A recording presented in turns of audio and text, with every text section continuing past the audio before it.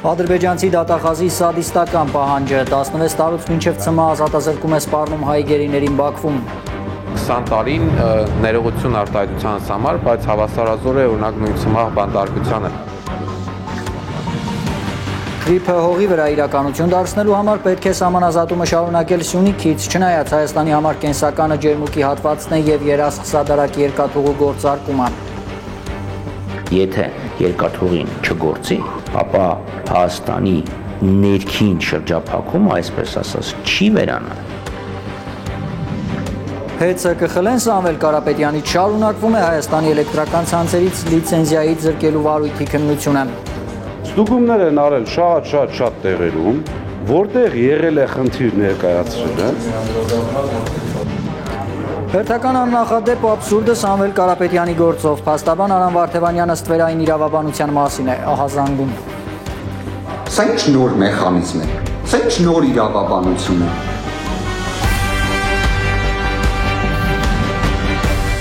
Օրվա հիմնական նորությունները Կամփոփի հայլուրը բարի օր, հարգելի հեռուստադիտողներ, եւ այսպես Բաքվում պահվող գերիների եւ Արցախի ռազմաքաղաքական գործիչների շինծու դատավարության հաջորդ նիստին հայտնի կդառնա, թե արդյոք իրականություն կդառնա ադրբեջանական դատախազության սադիստական պահանջը։ 16 տարուց մինչև ՑՄ ազատազրկում է պահանջել պատանդարված հայերի համար Ադրբեջանի դատախազությունը։ Այդպես Ադրբեջանում փորձում են տպավորություն ստեղծել, թե գործերը անհատապես քննել են, համոզված է Արցախի օմբուդսմենը։ Մանրամասները Լիլիթ Խալաթյանն է պատմում։ Ավարտին է մոտենում ադրբեջանական ամենամեծ շոուն 15-ի գործով շինծու դատավարությունը։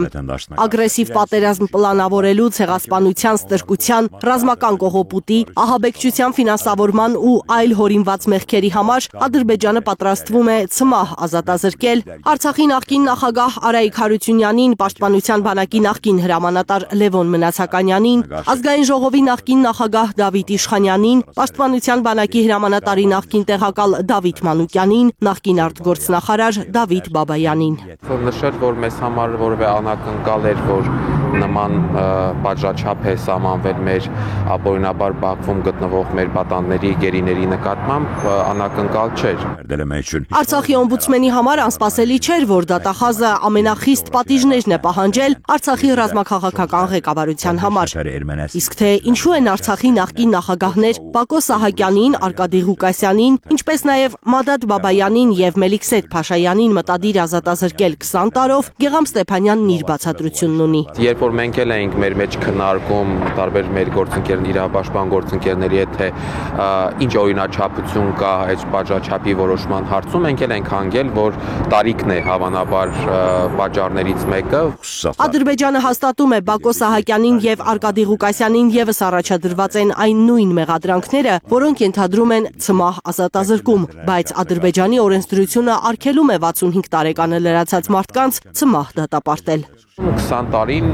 ներողություն արտահայտության համար, բայց հավասարազոր է օրինակ նույն ՑՄ բանտարկությանը։ Այսինքն նույն վերաբերմունքն է ցուցաբերվել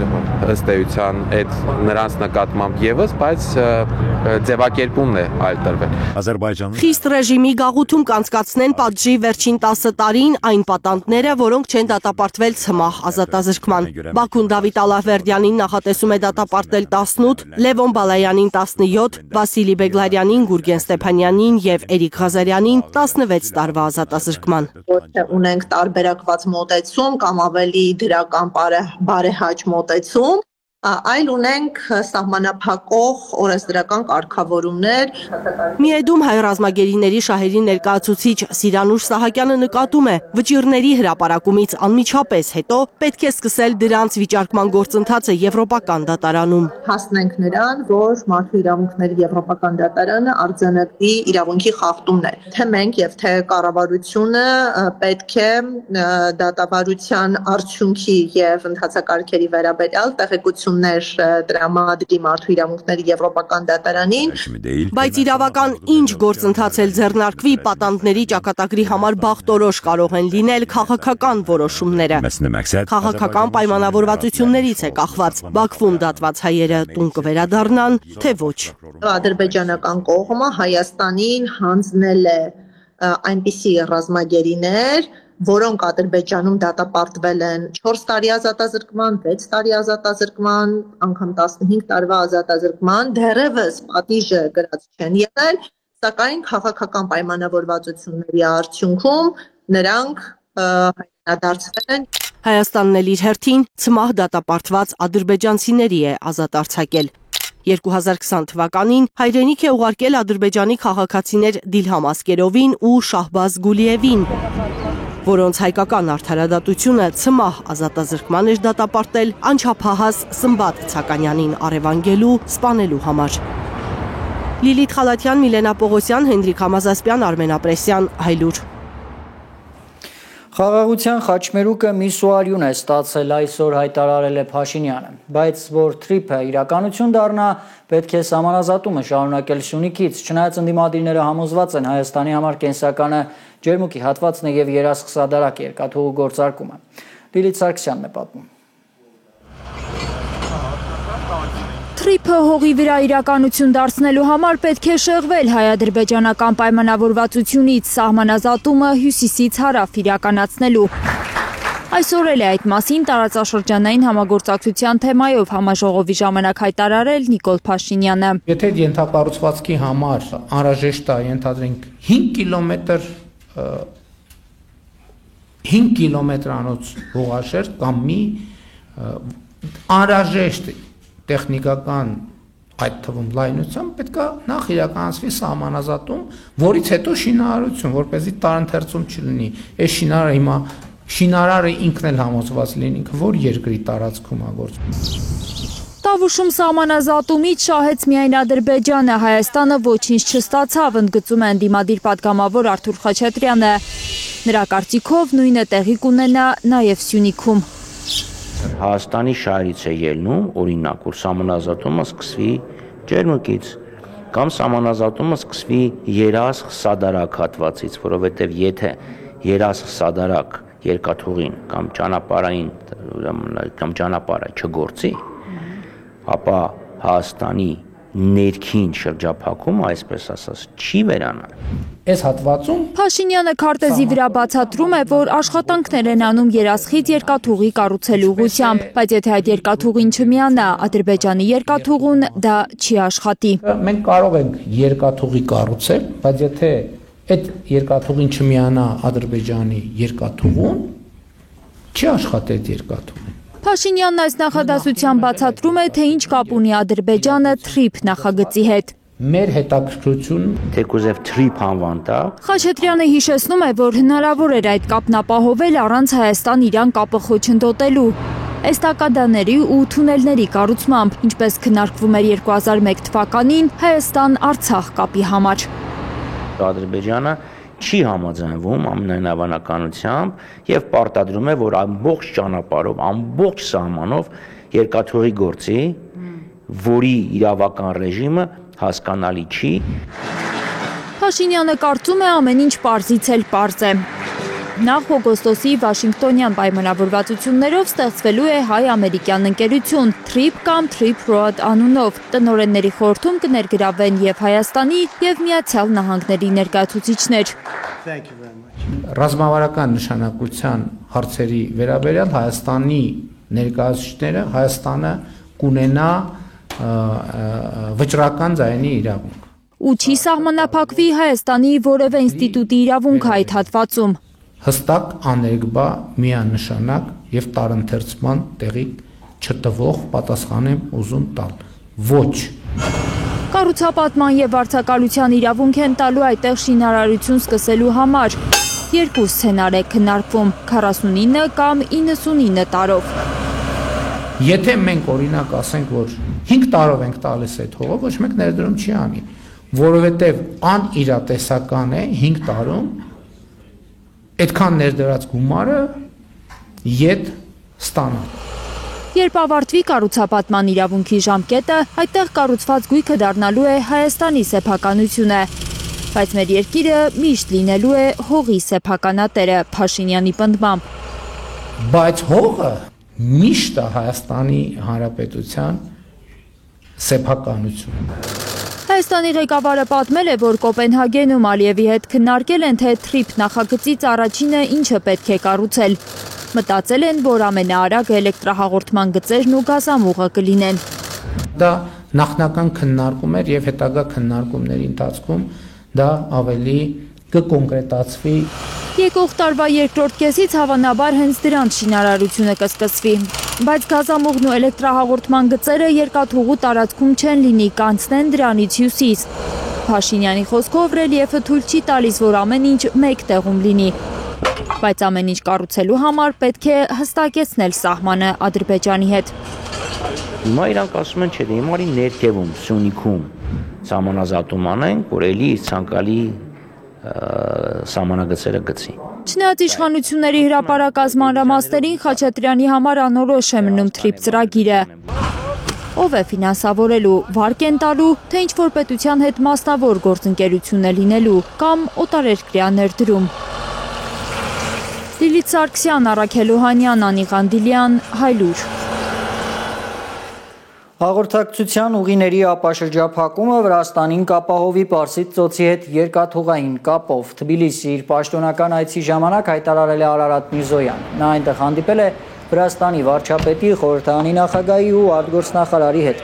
Մակա Բոճորիշվիլիի հետ հանդիպումից հետո են մամուլի համար հայտարարություններ արել երկու երկրների գլխավոր դիվանագետները։ Միրզոյանը հիշեցրել է, որ խաղաղության խաչմերուկ նախագծի պրեմիերան Վրաստանում է եղել։ Մեր տարածաշրջանն իրապես կարող է վերածվել խաչմերուկի կապուղիների հանգույցի, հայտարարել է Հայաստանի գլխավոր դիվանագետը։ Հայաստանի եւ Ադրբեջանի միջև ենթակառուցվածքների ապաշրջափակումը, այդ թվում Հայաստանի տարածքում Թրամփի ուղի հանուն միջազգային խաղաղության եւ բարգավաճման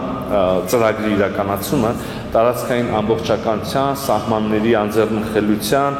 ինքնիշխանության եւ իրավազորության սկզբունքների շրջանակներում կապահովեն փոխադարձ առավելություններ եւ ինչը որ ավելի կարեւոր է տարածաշրջանի երկրների համար խաղաղության, այլ ոչ թե հակամարտության շահավետությունն ու հետեւաբար կայունությունը։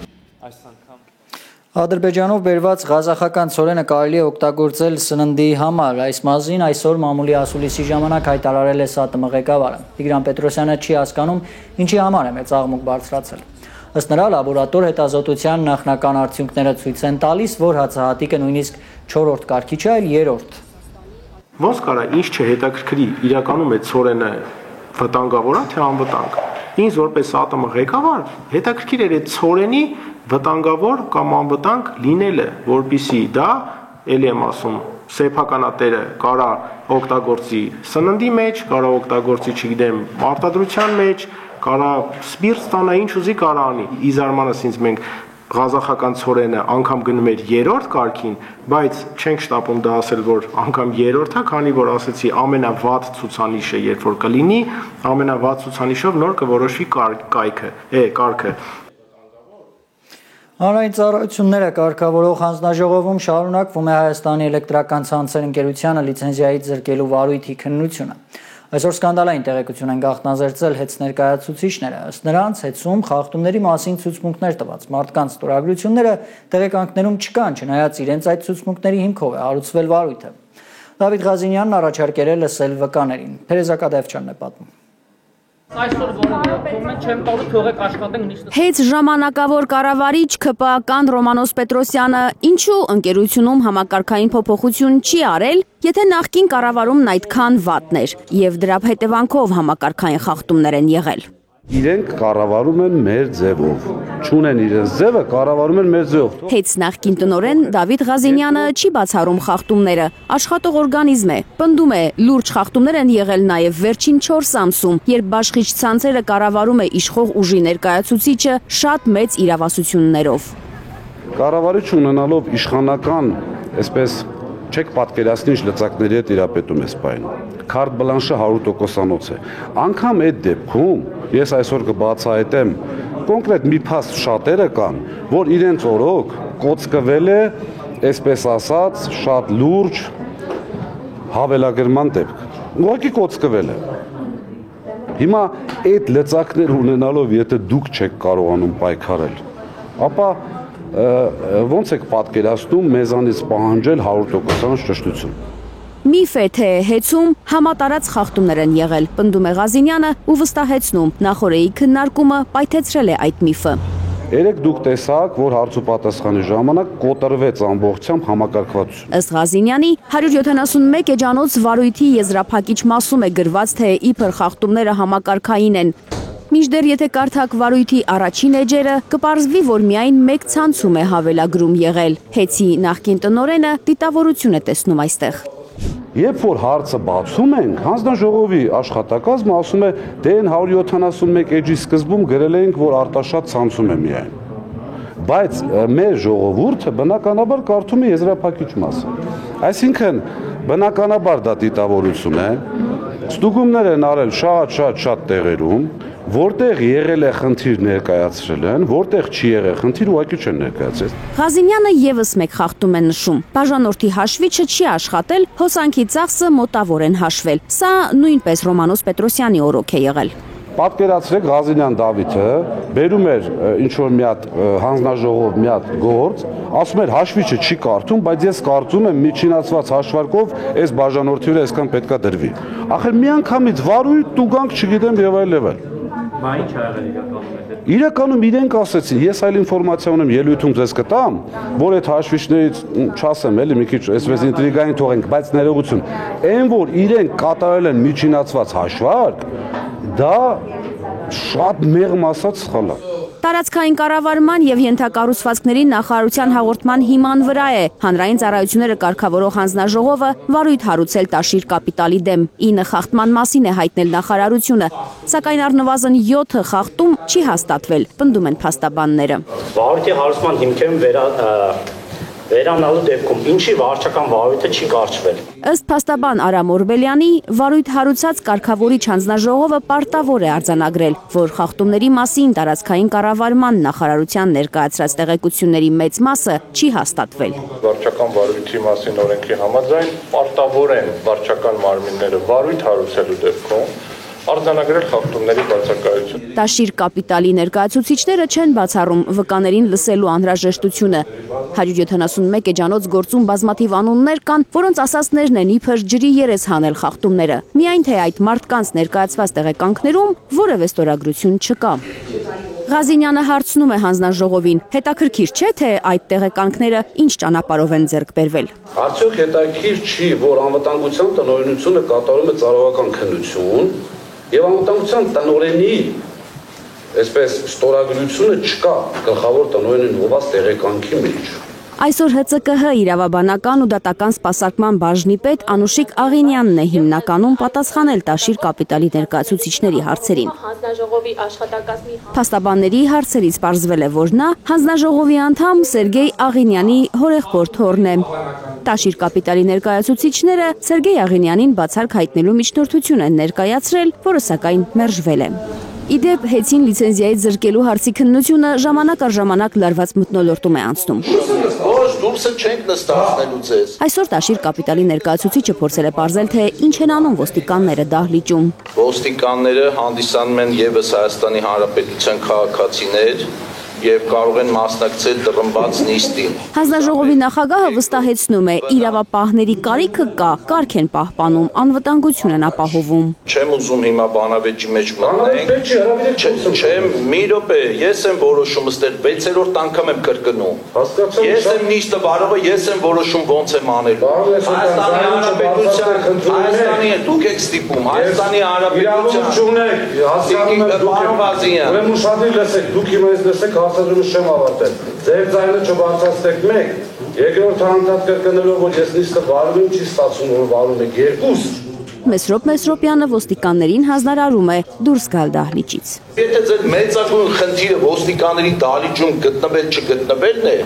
հարգելի ոստիկաններ, հենց այս վարքյանին խնդրում եմ դահլիճից դուրս սպասեք եւ անհրաժեշտության դեպքում ձեզ կհրավիրենք ներս։ Թերեզա Կադաևչյան, Աննա Գյուլնազարյան, Միլենա Պողոսյան, Հայլուր։ Քննարկումը թողած այլ ինչ որ Կալանավորված բարերար Սամվել Կարապետյանի պաշտպանները հերթական աննախադեպ աբսուրդն են բացահայտել Կարապետյանի գործով։ Փաստաբան Արամ Վարդևանյանը ստվերային իրավաբանության մասին է ահազանգում։ Վճռաբեկ դատարանի որոշումն աննախադեպ արագությամբ հայտնվել է քննիչի մոտ, մինչդեռ պաշտպանական թիմը այդ փաստաթուղթը մինչև հիմա էլ չի ստացել։ Սարվում է, որովհետև ըստ Վարդևանյանի գործարարին ամեն գնով կալանքի տակ պահելու հրահանգ կա։ Արդեն 150 օր կալանավորված գործարար Սամվել Կարապետյանի գործում ստվերային իրավաբանություն է գործում։ Ահազանգում է փաստաբան Արամ Վարդևանյանը։ Զուգահեռ մեր իրականությանը երևի թե ստվերային իրավաբանություն ունենք։ Պարզապես ստվերային իրավաբանությունը այլևս ստվերում չի մնում։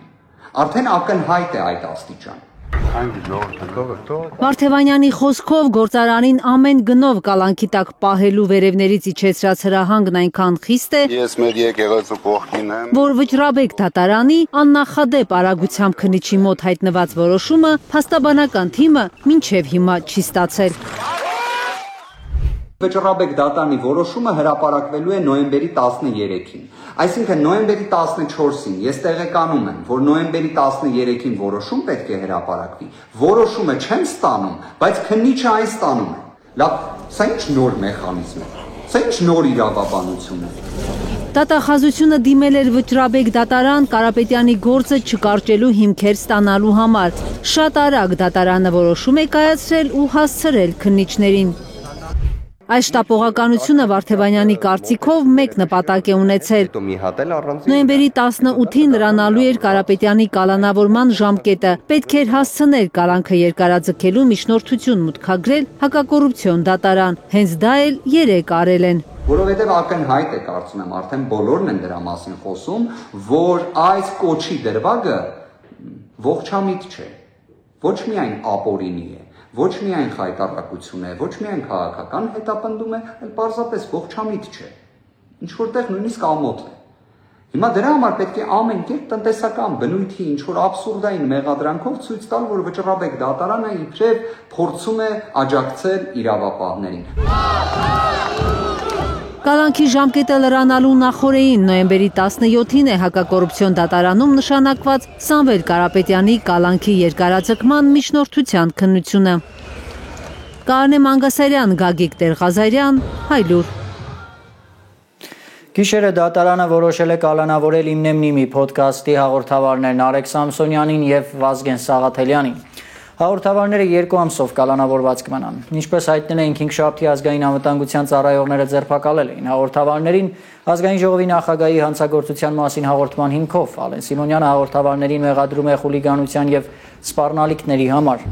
Փոդքասթի հաղորդավարներին ձերբակալելուց բացի իրավապահներն արգրավել են նաեւ անտիֆեյք կայքի ամբողջ տեխնիկան կատվածահարանելով լրատվամիջոցի աշխատանքը։ Այսօր առավոտյան եւս մեկ ձերբակալության մասին է հայտնի դարձել անտիֆեյքի եւս մեկ լրագրողի Էմբերմանի ենթարկել իրավապահները։ Փաստաբան Ռուբեն Մելիքյանն ավելի ուշ հայտնել է, որ լրագրող Իշխան Խոսրովյանին բռնելուց 6 ժամ հետո ազատ են արձակել։ Երևանի ընդհանուր իրավասության քրեական դատարանում փաստաբան Ալեքսանդր Կոչուբաևի գործով նախնական դատալսումների սկզբում Ալեքսանդր Կոչուբաևը հայտնել է, որ մեղադրական եզրակացությունը չի ստացել, ապա միջնորդել է վերադարձնել առգրավված իր անձնական իրերը, այդ թվում մեքենան, հեռախոսը, համակարգիչը եւ անձը հաստատող փաստաթղթերը։ Նշված անձնական իրերը գործով ճանաչված չեն որպես իրեղեն ապացույց, դատարանը միջնորդությունը բավարարել է։ Նկատի ունենալով, որ Կոչուբաևը չի ստացել մեղադրական եզրակացությունը, դատական նիստը հետաձգվել է։ Հաջորդ նիստը նշանակվել է դեկտեմբերի 12-ին ժամը 11-ին։ Իրավունքի ուժով հետաձգված նիստեր, ես չէի ստացել մեղադրական եզրակացությունը եւ դա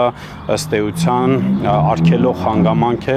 որպեսզի դատավարությունը իրականացվի եւ նաեւ սա նշանակում է, որ մենք մրցակցային դատավարություն այնուամենայնիվ կունենանք, որովհետեւ հիմա զենքերը հավասար են, այսինքն եւ մենք կարող ենք էության մեջ պաշտպանությունը կառուցել։ Հարգելի հեռուստադիտողներ, այժմ այն մասին, թե ինչ ունենք թողարկման երկրորդ հատվածում։ ԵԱՏՄ-ին անդամակցելու առավելություններն ընդդեմ Եվրոպական միության առաջարկի։ Եվրամիության անդամ լինելով ԵԱՏՄ-ի հետ առևտուրաններն անթույլատրելի է։ 2026-ին մոլդովական սցենարը կիրառելու անոնս են անվանում ընդդիմադիրները Փաշինյանի սպառնալից հայտարարությունը, ինչու Փաշինյանին ձեռք չի տալիս արդար ընտրապայքարը։ Հասկանում է, որ արդար պայքարում կկորցնի։ Կիևում Ադրբեջանի դեսպանության շենքին ռուսական Իսկանդերի բեկորներ են հասել, Զելենսկին ահազանգում է մայրաքաղաքի հրթիռակոծության մասին։ Ադրբեջանի դեսպանատանը նույնպես հարվածել են։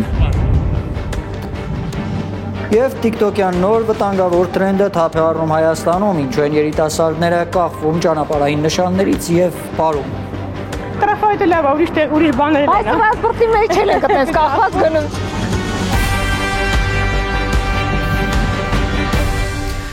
Մինչ Եվրոպական միությունը PR-վում է, Եվրասիական տնտեսական միությունը գործով է ապացուցում, որ մեր երկրի տնտեսական կայունությունն ապահովող միակ կառույցն է։ Այսպիսի հայտարարություն է այսօր արել Հայաստանում Ռուսաստանի դեսպանության ներկայացուցիչը միջազգային քննարկման ժամանակ։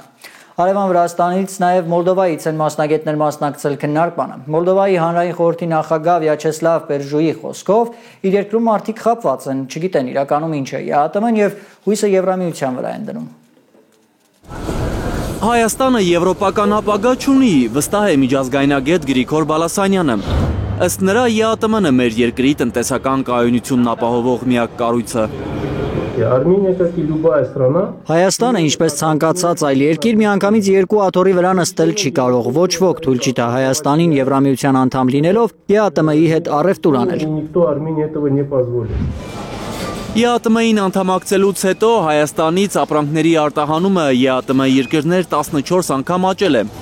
Թիվը այսօր Եվրասիական ինտեգրացիան եւ Հայաստանին տնտեսական զարգացման հերանեկարները անունով քննարկման ժամանակ հրապարակել է Հայաստանում Ռուսաստանի դեսպանության ներկայացուցիչը։ Եթե հետխորհրդային տարածքի երկրները չգտնեին միավորող այնպիսի բանաձև, ինչպիսին ԵԱՏՄ-ն է, մեր տարածքը տնտեսապես կմասնատվեր կամ կյուրացվեր միջազգային տնտեսական կենտրոնների կողմից։ Ըստ ռուս դիվանագետի Հայաստանի ապրանքաշրջանառությունը ԵԱՏՄ երկրների հետ անցած տարի հասել է մոտ 13 միլիարդ դոլարի։ Լիցկայի խոսքով Եվրասիական տնտեսական միությունը ստեղծման օրից ուշադրություն է դարձրել գործին, ոչ թե խոսքին, իսկ Եվրոպական միությունը ավելի շատ կենտրոնացել է արածը գովազդելու PR-ի վրա։ Արդյունքում շատերի մոտ թյուրընկալում է առաջացել, թե Եվրամիությունն է, որ բացում է երկրների առաջ բարգավաճման ճանապարհը։ Ուկրաինայում մարդիկ ասում էին, որ եվրոպական ընտանիքին միանալուց հետո կենսաթոշակը կբարձրանա, 10,000 եվրոյի կհասնի։ Աշխատավարձերը մի քանի անգամ կբարձրանան, ազատ ճանապարհորդելու հնարավորություն կբացվի։ Մոլդովայում էլ են այս խաբկանքն ընկալել։ Այդ երկրի հանրային խորհրդի նախագահը խոստովանում է, իրենց երկրում մարդիկ չգիտեն, ինչ է ընդհանրապես Եվրասիական տնտեսական միությունը, բնակչության կեսից ավելին ապագան կապում է Եվրոպայի հետ։ Մարդիկ մեզ հարցնում են, թե ինչ է ԵԱՏՄ-ն, ոմանք լսել են, որ դա տնտեսության մասին է, բայց մարդիկ չգիտեն, որ այն նաև կրթության, մշակույթի մասին է։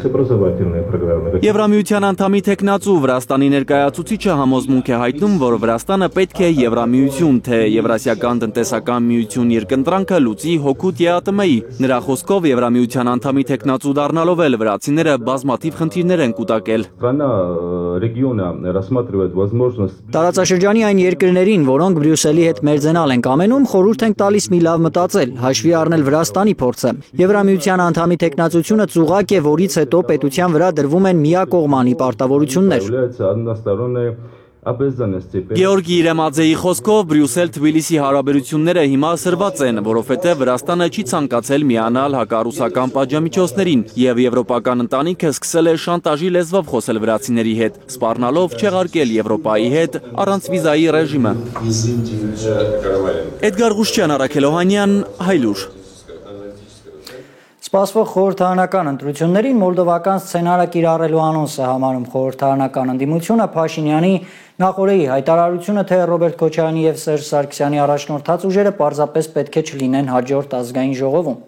Մոլդովայում սեպտեմբերի վերջին կայացած խորհրդարանական ընտրությունների եւ քարոզարշավի ընթացքում փորձագետներն ահազանգում էին երկրի իշխանության կողմից ընդդիմադիրներին ահաբեկելու, շանտաժի եւ կեղծիքների մասին։ Նիկոլ Փաշինյանը չի որոշում, թե որ քաղաքական ուժը պետք է լինի խորհրդարանում, արձագանքել է ընդդիմությունը։ 2026-ին նախատեսված ընտրություններից մոտ 7.5 ամիս առաջ Նիկոլ Փաշինյանը նոր սկանդալ է պայթեցնում։ Այդ անձանց առաջնորդած ուժերը պարզապես չլինեն խորհրդարանում։ ՔՊԱ-ականների քաղաքական առաջնորդը որոշել է սանրել քաղաքական դաշտը, ճանապարհից հեռացնել ընդդիմադիրներին։ հասկանում է, որ արդար պայքարում կկորցնի։ Իշխանությունը կորցնելու վախն է պատճառը, որ Փաշինյանը խոսում է իր ընդդիմախոսներին չեզոքացնելու մասին, վստահ է խորհրդարանական ընդդիմությունը։ Նիկոլ Փաշինյանը չի որոշում, թե որ քաղաքական ուժերը պետք է լինեն խորհրդարանում։ Կան ժողովուրդ, ընտրողներ, ում Նիկոլ Փաշինյանը ժամանակին կոչում էր 3 միլիոն վարչապետ, եւ ընտրությունները մեխանիզմներից մեկն են, որով ձևավորվում է կառավարությունը։ Իսկ վերջը լեգիտիմացվում է ընտրություններով։ 2021-ի խորհրդարանական ընտրություններին 336,131 մարդու քվե են միասին ստացել Հայաստան եւ Պատիվ ունեմ դաշինքները։ Եվ եթե անգամ չի ստում Նիկոլ Փաշինյանն ու իրենց ընտրողներից, որոշները պահանջում են չարձագանքել այդ քաղաքական ուժերի հայտարարություններին, ինքը չի կարող հաշվի չնստել մնացած ընտրողների ցանկությունների հետ։ Ամեն երրորդ քաղաքացին Հայաստանի Նիկոլ Փաշինյանին հավանում է դավաճան։ Ոչ թե դժգոհ հայրաքաղաքականությունից համարում է, որ սա պետք է փոխել։ Ամեն երրորդ քաղաքացին համարում է Նիկոլ Փաշինյանին դավաճան։ Դավաճանից նման բան լսելը զարմանալի չի, ինքը իր թե գործունեությամբ ցույց տվել, թե ինքը ինչպես է այլ երկրների օրակարգը սպասարկում։ Խորհրդարանական ընդդիմությունը չի բացառում, որ Մոլդովայի իշխանության օրինակին կհետևի Փաշինյանի թիմը։ Ընտրություններին ընդառաջ ինչ-ինչ պատճառներ բերելով կհրահանգի կենտրոնական ընտրական հանձնաժողովին կանանչ լույս չվառել իրական ընդդիմադիր ուժերի առաջ։ ԿՊԱ-ականները դրա համար արդեն հող է նախապատրաստում, հայտարարելով, թե իրավապահները պետք է զբաղվեն Հայաստանում հայտնված օտարերկրյա գործակալներով։ Եվ ինքս էլ ակնկալում եմ այդ իրավապահների, այսպես ասած, գործունեությունը ուղղված այս հարցի շուրջ։ Ծովինար Վարդանյանն ակնարկում է, թե իրենց ընդդիմախոսները նաև որոշ հոգևորականներ ուրիշ երկրների շահեր են սպասարկում։ Բարբերաբար հարցումներ են ուղղում դատախազություն, իրավապահ մարմիններ, արդյոք իրավապահ մարմինները նման ազդակներ ստացել են, նման գործեր կան, թե ոչ։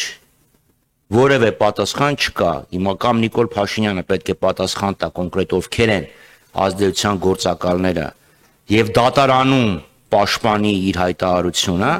կամ պետք է իրավապահ մարմիններ եւ իրավապահ մարմիններին կանչի եւ հեռացնի, կամ իրավապահ մարմինները այսօր առավոտյան պետք է ԱԱԾ ջոկատներ ուղարկեին տարբեր մարդկանց տներ։ I thought a Turkish foreign minister is talking. Գործակալների մասին հայտարարություն անողները չեն իմացել իրենց թիմակից արտգործնախարարի անվան շուրջ պայթած վերջին սկանդալի մասին։ Երևանում թուրք լրագրողը Արարատ Միրզոյանին հարց ուղղելուց առաջ իբրև կոմպլիմենտ էր արել, ասել էր Միրզոյանին լսելիս իրեն թվացել է Թուրքիայի արտգործնախարարին է լսում։ I thought a Turkish foreign minister is talking. Եթե Նիկոլ Փաշինյանը շարունակի կառավարության մնալ, Հայաստանի Հանրապետության գոյությունը կասկածի տակ կմնա։ Դա անհերքելի փաստ է։ Խորհրդարանական ընդդիմությունը վստահ է Փաշինյանը բավարարում է թուրք-ադրբեջանական տանդեմի բոլոր պահանջները։ Չի կարելի թույլ տալ, որ նա հաջողի զտել քաղաքական դաշտ ընտրություններից առաջ։ Հակառակը ամեն գնով պետք է կանխել նրա վերընտրությունը։ Կարնե Մանգասարյան, Նորա Շարբաթյան եւ Անի Ղանդիլյան, Հայլուր։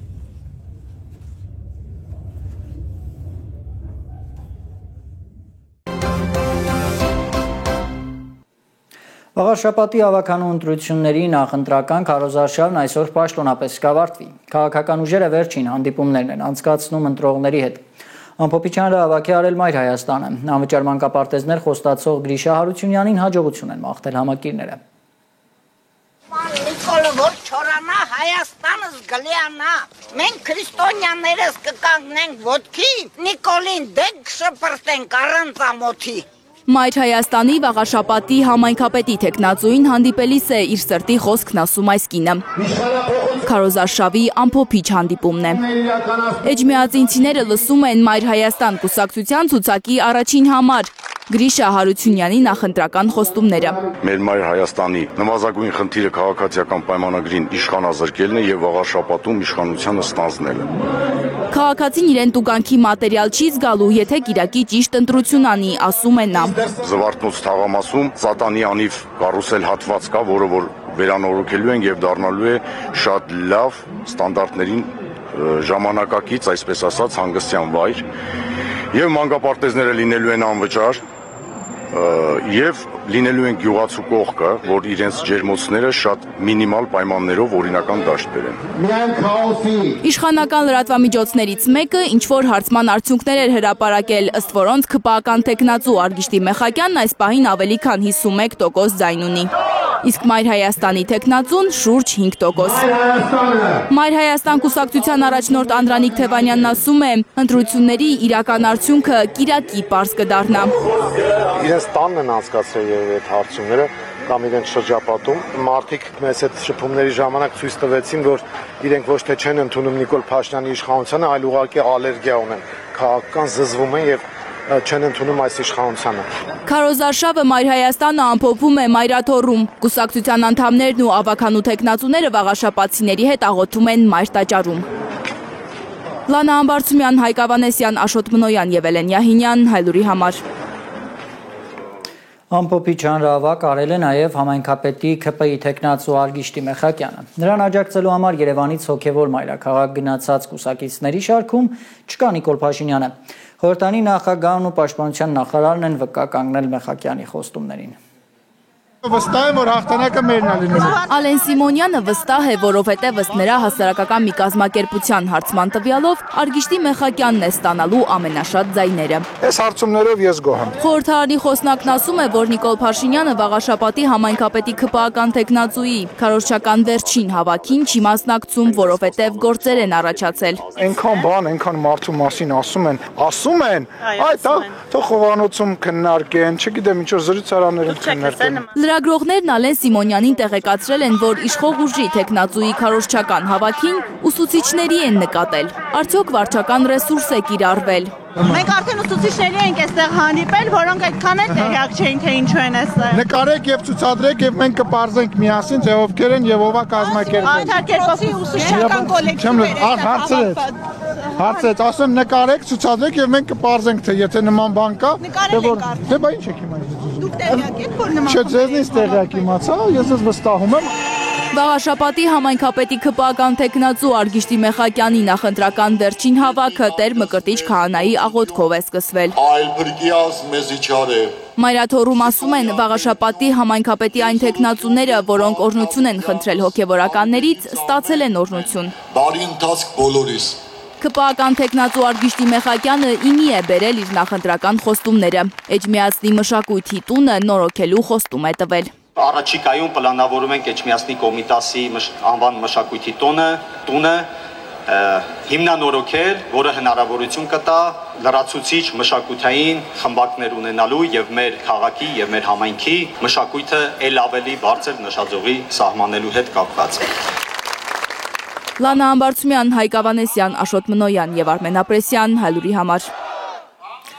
Հայակվեն նախաձեռնությունը ամենաշատ դիտորդներով կհետևի վաղաշապատի թիմ ընտրություններին։ Հայակվեն 123 դիտորդ ունի վաղաշապատի 47 տեղամասերի համար։ Յուրաքանչյուր տեղամասում առնվազն 2 դիտորդ կլինի։ Հայակվեն նաև հայտարարել է քարոզարշավի ընթացքում արձանագրած խախտումների մասին։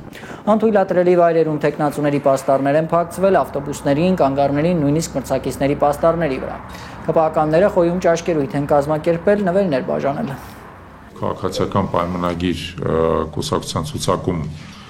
ներգրաված տեխնացու պարոն Յալոյանը կազմակերպել է մեծ տենց ճաշկերույթ եւ նվերների հանձնում։ Դրա հետ կապված նախ հաղորդում ա եղել հանցագործության մասին եւ բացի դրանից որքան մենք տեղյակ ենք քրեական գործահարուցված, սակայն քննչական կոմիտեից որևէ նորություն չկա։ Հիմա քան որ մենք կենտրոնացած ենք ինչ-որ չափով հենց քվեարկության վրա, չենք էլ հասցնում դրանով զբաղվենք, բայց բնականաբար պետք է հետամուտ լինել, որովհետեւ մեր եւ ընտրական օրենսդրությունը եւ քրեական օրենսդրությունը արգելում են այն գործողությունները, որոնք կարող են դիտարկվել որպես ընտրակաշարք։ Եվ բարեգործությունը, որը տեղի է ունենում ընտրությունների հայտարարելուց հետո տեխնացուների վստահված անձանց կողմից, դիտարկվում է որպես ընտրակաշարք։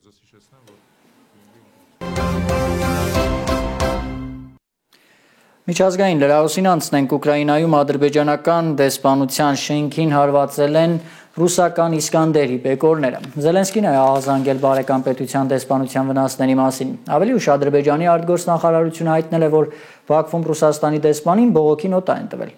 Ադրբեջանը Ռուսաստանին խնդրել է հետաքննել կատարվածը եւ բացատրություններ տալ։ Այս առավոտ է Մոսկվան սկսել Ուկրաինայի մայրաքաղաքի երթիրակոծությունը ռուսական 400-ից ավելի անօթաչուների եւ 2 տասնյակի հասնող հրթիռների հարվածներից հետո առնվազն 5 զոհ կա Ուկրաինայում։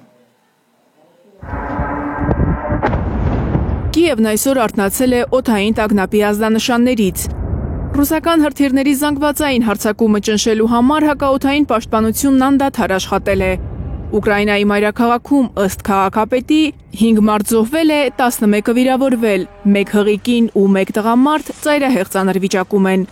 1 բնակելի շենք է վնասվել Կիևի Դնիպրովսկի թաղամասում, 1 բարձրահարկ Պոդիլ թաղամասում է հրդեհվել։ Սա միտումնավոր հաշվարկված հարձակում էր, որի նպատակն էր առավելագույն վնաս հասցնել մարդկանց եւ քաղաքացիական ենթակառուցվածքներին։ Միայն Կիևում տասնյակ բնակելի շենքեր են վնասվել։ Ադրբեջանի դեսպանատունը նույնպես հարված է ստացել Իսկանդեր հրթիռի բեկորներից։ Հարձակման հիմնական թիրախը Կիևն էր։ Հարվածներ են հասցվել նաեւ Կիևի, Խարկովի եւ Օդեսայի մարզերին։ Գրեթե 2 շաբաթ առաջ էին վերջին անգամ ռուսները հարվածել Կիևին։ Այն ժամանակվանից Կիևի մեծ մասը խավարի ու ցրտի մեջ է։ Ջեռուցման ու էներգետիկ համակարգներն էին վնասվել։ Ռազմաճակատում էլ Ուկրաինայի գործերը լավ չեն։ Ռուսական կողմը գրեթե ամեն օր ուկրաինական մի նոր տարածք գրավելու մասին է հայտնում։ Ըստ Ռուսաստանի պաշտպանության նախարարության, ռուսները մտել են Խարկովի մարզի մոտ գտնվող Սինելնիկովեն եւ Դնեպրոպետրովսկի մարզի Դանիլիվկա գյուղեր։ Երկրի արևելքում դիրքեր կորցրած Զելենսկին մի լուսանկար է հրապարակել հարավ-արևելքից։ Նա Զապորոժիեի շրջան է գնացել, որտեղ տեղակայված է 17-րդ բանակային կորպուսը։ Տեսակցել զինվորներին, վիրավորներին։ Նկարներին կից գրություն է թողել, հայտնելով Զապորոժիեի Օրիխով քաղաքի մոտակայքում դժվար իրավիճակի մասին։ Ինտենսիվ փողոցային մարտեր են Կուպյանսկում։ Այսօր մենք ավարտեցինք Սենկովսկայա փողոցից արևել գտնվող անտառապատ տարածքը Ուկրաինայի զինված ուժերի զինյալներից մաքրելու առաջադրանքը։ Մաքրեցինք նաև Պրիսկոլնայա փողոցը։ Այն ամբողջությամբ մեր վերահսկողության տակ է։ Մարտերի ընթացքում մենք մինչև 10 զինյալ ենք սպանել։ Թշնամին շարունակում է նահանջել գետի երկայնքով։ Ուկրաինայի զինված ուժերի գլխավոր հրամանատար Սիրսկին պնդում է, թե սուտ են ասում ռուսները, որ Պոկրովսկում են։ Ավելին, ուկրաինական բանակն այնքան արդյունավետ է գործում, որ զգալի կորուստներ է հասցրել հակառակորդին։ Մինչդեռ Զելենսկին չի թաքցնում, որ իրավիճակը ծանր է եւ ինքը դեմ չէ, եթե ուկրաինական զորքը տեղի հրամանատարների որոշմամբ դուրս բերվի Պոկրովսկից։ Իրավիճակը լարված է մնում նաեւ Ղրիմում։ Ուկրաինան հայտնում է, որ թերակղզու ռուսական նավթային տերմինալին տեղական արտադրության զենքերով են հարվածել։ Ուկրաինական ֆլամինգոները ըստ Կիևի մինչև 3000 կիլոմետր հեռավորությամբ թռչող թևավոր հրթիռներ են։ Ռազմական փորձագետների գնահատմամբ աշխարհի ամենամեծ այս հրթիռներից յուրաքանչյուրը կարող է մինչև 1150 կիլոգրամ մարտագլխիկ կրել։ Ուկրաինայում արտադրված հրթիռը մարտադաշտ դուրս բերելով Զելենսկին փորձում է ցույց տալ, որ այլընտրանք ունի ամերիկյան տոմահավկներին։ Մարիամ Ամերջանյան, Հարություն Մաթևոսյան, Հայլուրի համար։ Բերլինը ձգտում է ստեղծել Եվրոպայում ամենաուժեղ բանակը։ Ընդունվել է զորքի թվաքանակի ավելացման նոր ծրագիրը, համաձայն դրա բոլոր 18 տարեկան տղամարդիկ պետք է լրացնեն ծառայության համար իրենց պիտանելիության մասին հարցաթերթիկ եւ սկսած 2027 թվականից անցնեն բժշկական հետազոտություն։ Այս տարվա սկզբին Գերմանիայի պաշտպանության նախարարը նախազգուշացրել էր, որ ՆԱՏՕ-ն պետք է պատրաստվի 4 տարվա ընթացքում Ռուսաստանի հնարավոր հարձակմանը։ Իրանի արտգործնախարար Աբբաս Արաղչին ՄԱԿ-ին կոչ է արել պատշաճ միջոցներ ձեռնարկել Միացյալ Նահանգների եւ Իսրայելի դեմ հունիսին Իրանի միջուկային օբյեկտներին հասցված ռազմական հարվածների համար։ ՄԱԿ-ի գլխավոր քարտուղար Անտոնիո Գուտերեշին եւ ՄԱԿ-ի անվտանգության խորհրդին ուղղված նամակում Արաղչին ընդգծել է, որ նախագահ Դոնալդ Թրամփն ու Միացյալ Նահանգների այլ պաշտոնյաներ են կրում հարվածների քրեական պատասխանատվությունը։ Լոնդոնի սրտում վերաբացվել է Սիրիայի դեսպանատունը 13 տարի փակ մնալուց հետո հարյուրավոր մարդիկ Սիրիայի դրոշներով ու անկարգումներով են ողջունել դեսպանատան շենքի վրա Սիրիայի դրոշի բարձրացումը։ Դեսպանատունը փակվել էր, երբ Մեծ Բրիտանիան խզել էր դիվանագիտական հարաբերությունները Դամասկոսի հետ սիրիական հակամարտության ժամանակ։ Սիրիայի արտգործնախարար Ասադ Աշ-Շայբանին X-ում գրել է. «Քիմիական զենքի կիրառման պատճառով Ասադի ռեժիմի ստեղծած մեկուսացումից հետո Սիրիան վերադառնում է աշխարհի իր ազատ ինքնության»։ Մեծ Բրիտանիան անցյալ շաբաթ չեղարկել էր Սիրիայի նախագահ Ահմեդ Ալ-Շարայի դեմ պատժամիջոցները։ Նշանակալից օր է աշխարհի բոլոր սիրիացիների համար։ Սա հեղափոխության շնորհիվ է։ Մենք շատ մարդկանց սպանության գնով հասանք սրան։ Նրանք առևանգվեցին, բանտարկվեցին նախորդ ռեժիմի կողմից։ Իսկ մենք ցրվեցինք աշխարհով մեկ։ Եվ վերջում TikTok-ի հայկական տիրույթում վիրուսային դարձող նոր թրենդի մասին, որն ըստ ներքին գործերի նախարարության վտանգավոր է։ Զարու Իսահակյանը փորձել է հասկանալ, թե ինչու են երիտասարդները կախվում ճանապարհային նշաններից եւ պարում։ TikTok-ի վիրուսային թրենդները Եվրոպայից հասել են Հայաստան։ Երիտասարդները կախվում են փողոցների լամպերից, ճանապարհ ցույց տվող ցուցափեղկերից եւ պարային շարժում դրանում։ Ներքին գործերի նախարարությունը զգուշացնում է դադարեցնել վտանգավոր հնարքներ անելը հանուն համացանցում կարճատև ուշադրության։ Փողոցներ մատնանշող որոշ ցուցանակներ արդեն կոտրվել են նոր թրենդի պատճառով։ Երիտասարդները սոցցանցերում դիտումներ ունենալու համար սկսել են պարել դրանցից կախված։ Ուշադրության պակաս ունեն երիտասարդներն, ասում են ավելի մեծերը։ Հետաքրքրություններն են փոխվել։ Մենակ տրաֆայտը լավ, ուրիշ բաներ են։ Այս տրանսպորտի մեջ էլ ենք այդպես կախված գնում, նույնն է, ոչ մի տարբերություն։ Ժամանակակից ջահելների մտածելակերպն է։ Տարբեր ուշադրություն գրավելու համար է դա։ Ուղղակի ուշադրություն գրավելու համար է։ Մեր ծերունդ ուրիշ բանով է զբաղվում, այս գալ ծերունդ ուրիշ, մեզանց հետո շատ ավելի ուրիշ բան է, մի զարմացեք։ Ավելի վատ բաներ չկա հիմա համացանցում, որ կարան կրկնօրինակ են, քան այդ կախվելն է։ Հա, օրորի հող են կորցնում, այդ ավելի վտանգավոր է, քան այդ կախվելը ինձ թվում է։ Վտանգավոր թրենդը զվարճալի են համարում շատ երիտասարդներ։ Ամեն մարդ անում է այն, ինչ դուր է գալիս իրեն։ Անձամբ ես նորմալ։ Ամեն մարդ իր կարծիքն ունի, որ իմ համար նորմալ է, ով ինչ անում է, ես ասում եմ լավ։ Ուրեմն այս մարդու համար լավ է, այս դուր է գալիս իրան անում է։ Ոստիկանությունն արգելում է կախվել ցուցանակներից, զգուշացնում են արկածախնդիրներին։ Նոր թրենդը վտանգավոր հետևանքներ կարող է ունենալ։ Ռիսկայնությունը կարելի է բաժանել երկու կոմպոնենտի, առաջինը երբ վտանգվում է սեփական առողջությունը, եւ երկրորդը պետական գույքը վնասելու տեսանկյունից։ Գույքը վնասողները հնարավոր է քրեական պատասխանատվության էլ ենթարկվեն, զգուշացնում են իրավապահները։ Թրենդային այս գործողությունը լայն տարածում չի ստացել, բայց ինչպես ես նշեցի, մենք ունենք այդ վտանգությունը, այդ իսկ պատճառով հեն սկզբից եւ այդ ոստիկանության կողմից ձեռնարկվում են կանխարգելիչ աշխատանքներ։ Կորցնում ենք ամենակարևորը՝ հանուն ակնթարթային հաճույքների, ցավով արձանագրում են ավագ սերնդի մարդիկ։ Դա նորմալ չի, դուք ճիշտ հասկացեք, մենք կորցնում ենք մարդկայինը, կորցնում ենք սերը, կորցնում ենք գեղեցիկի հասկացողությունը, մենք կորցնում ենք մեր հոգին, մտածելակերպ անտանելի, կայֆեր, նրանք չեն կարում հասկանան հասարակ մի բան հարբել կարելի է սիրուց, գեղեցիկից։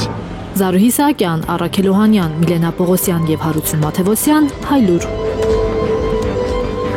Հարգելի հեռուստադիտողներ, շնորհակալություն ուշադրության համար, կհանդիպենք։